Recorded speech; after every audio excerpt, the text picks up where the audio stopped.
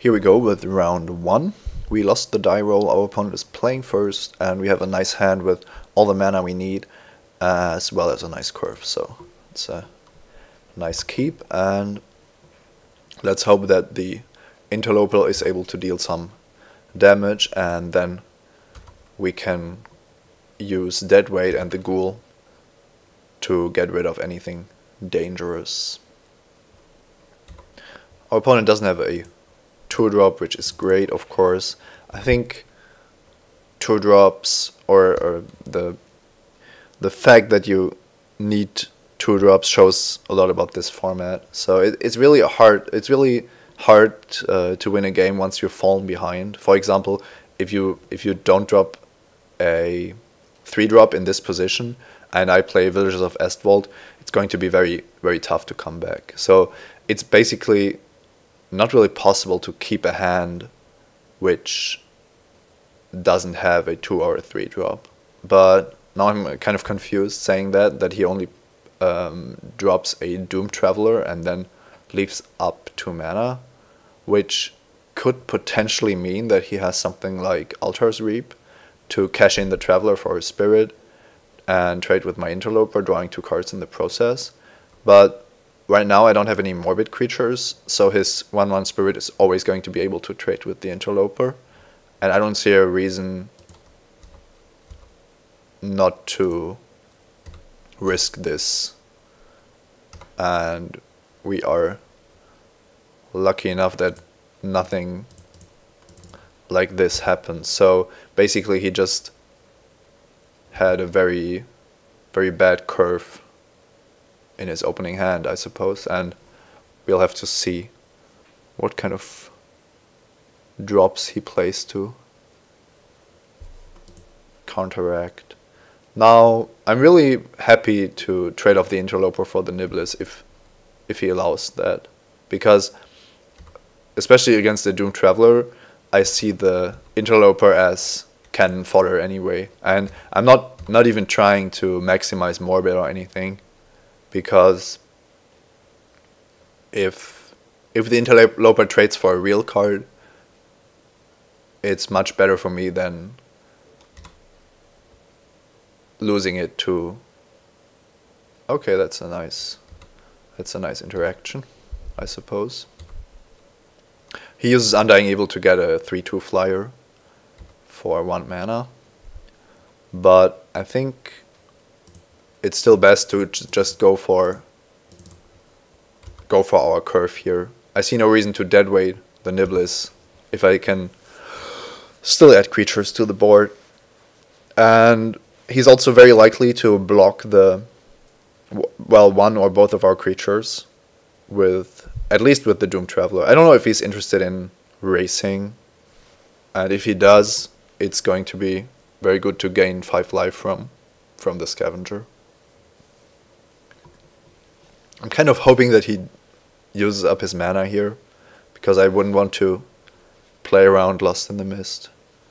Abyssinian Priest. Yeah, but it's really hard for him to pass the turn against the villagers, so that's also something to consider.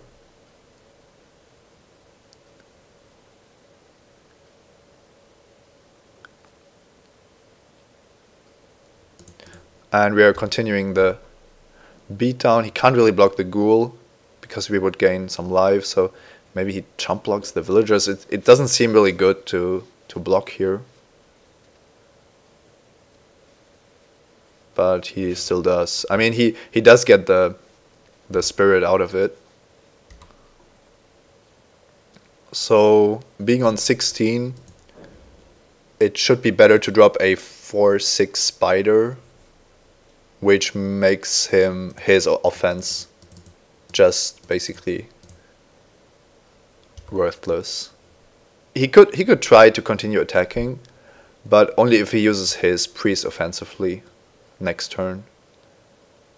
And that would mean that I get through with my attackers again, and then I can finally use Deadweight in combination with the Scavenger. So I'm also winning the race with my better ground creatures, which is how it should go, simply because he's paying more for his creatures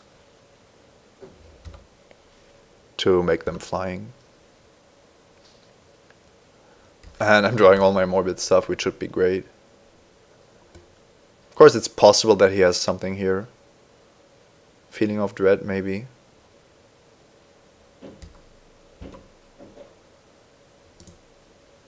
But I think we are still winning the race by a fair margin. So I do think that I deadweight something here. The only question is if I deadweight the Niblis or if I deadweight the Priest. The whole pack of Eswald is going to flip back if I do so, but I don't think that's a big deal. If I get rid of the Priest, the Spider is going to be very good defensive card, basically making the Niblis worthless, or at the best case, trading with the Villagers, which would enable Morbid for next turn. So I think the Priest is the more dangerous card, considering the ways that he could win the game. It's also interesting that it looks like he's splashing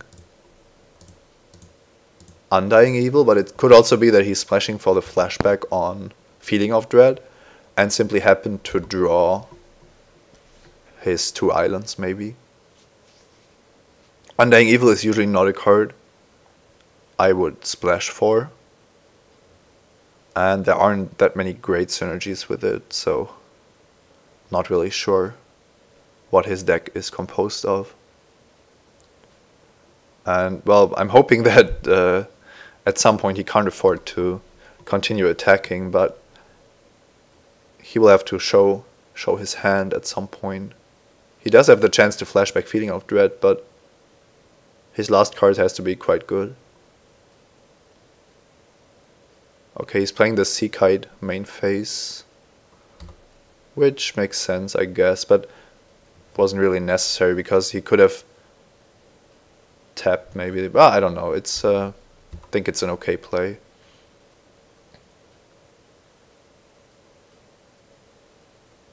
Now he's probably going to tap the Scavenger and the Spider. He needs to tap the Spider. And that means that now I probably don't get Morbid. I'm attacking with the Villagers because they aren't going to be able to block. And then I'm just going to drop the boy as a 3/3. There is no sense in waiting. So he decides to take the Villagers damage, which seems very wrong.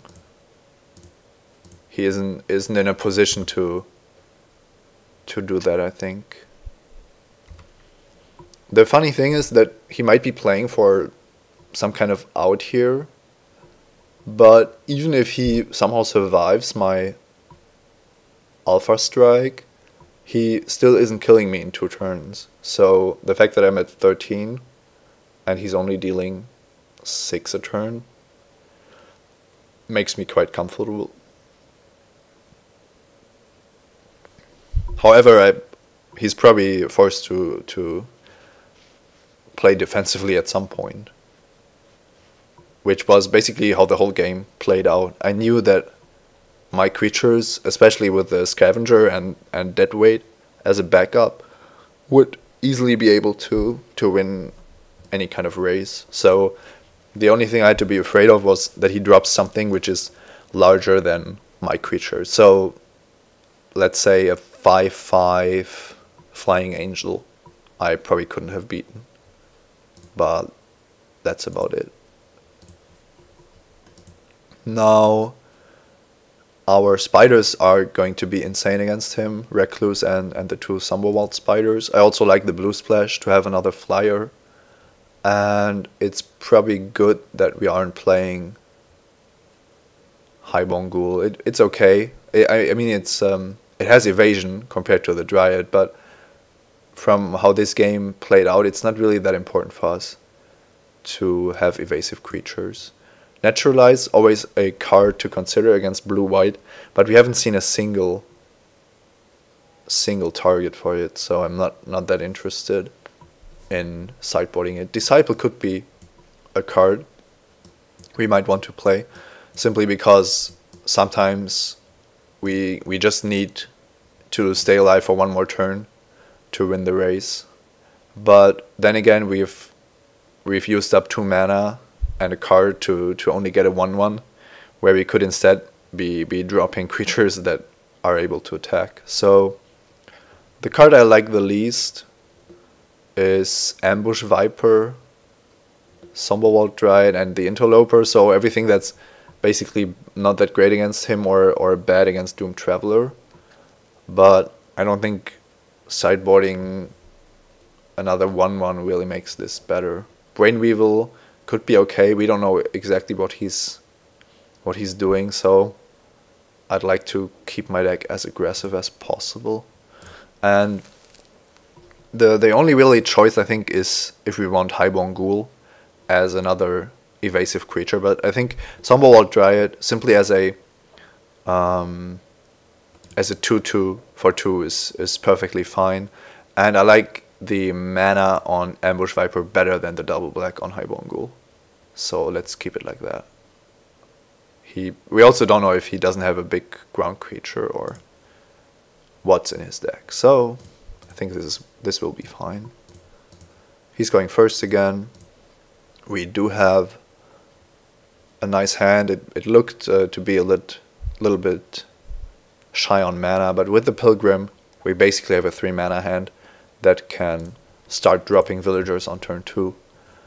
And even on the draw, that's quite scary, making his reactive cards much worse.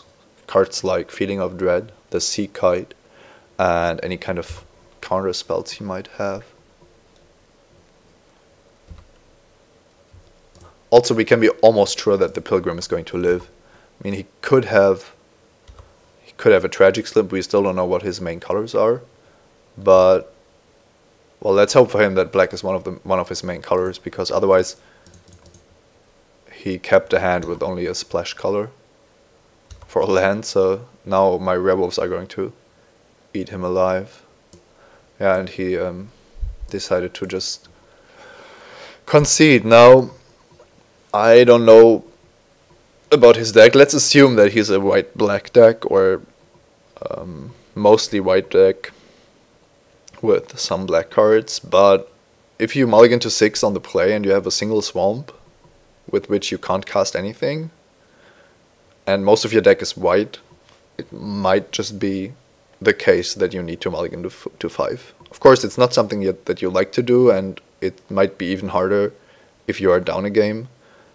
But this from this perspective, doesn't seem like a good idea to rely on a hand like that. Oh well, I'm going to take this win and see you next round.